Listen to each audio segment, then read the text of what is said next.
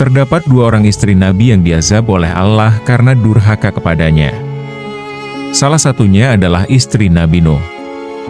Lalu, bagaimanakah kisah istri Nabi Nuh yang durhaka itu? Disebutkan di dalam Al-Quran, istri Nabi Nuh dan Nabi Lut adalah dua perempuan yang durhaka kepada Allah dan kepada suaminya.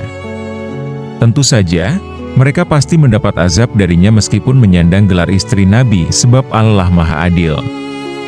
Allah berfirman dalam surah At-Tahrim ayat 10 yang artinya, Allah membuat perumpamaan bagi orang-orang yang kufur, yaitu istri Nuh dan istri Lut.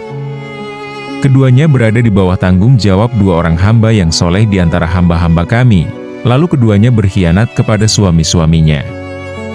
Mereka, kedua suami itu, tidak dapat membantunya sedikitpun dari siksaan Allah, dan dikatakan kepada kedua istri itu, masuklah kamu berdua ke neraka bersama orang-orang yang masuk neraka. Istri Nabi Nuh adalah wanita yang durhaka sebab selalu membenci kegiatan dakwah suaminya yang merupakan seorang nabi. Seperti yang diketahui, Nabi Nuh hidup berdakwah untuk meluruskan akidah umatnya selama ratusan tahun, tepatnya 950 tahun lamanya.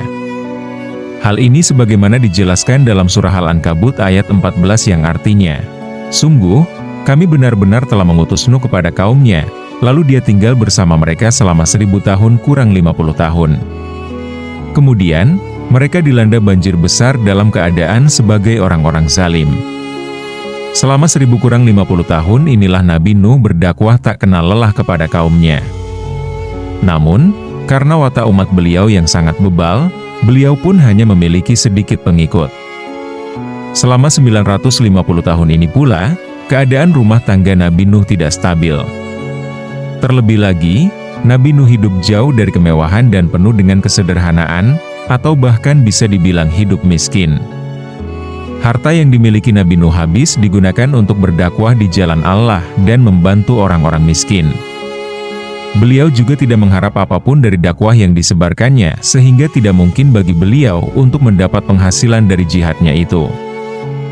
Kondisi ekonomi yang tidak stabil inilah yang kemudian memicu istri Nabi Nuh untuk berkhianat kepada beliau. Konon disebutkan bahwa pada saat rumah tangga yang tidak stabil itulah datang seorang nenek hendak menyogok istri Nabi Nuh.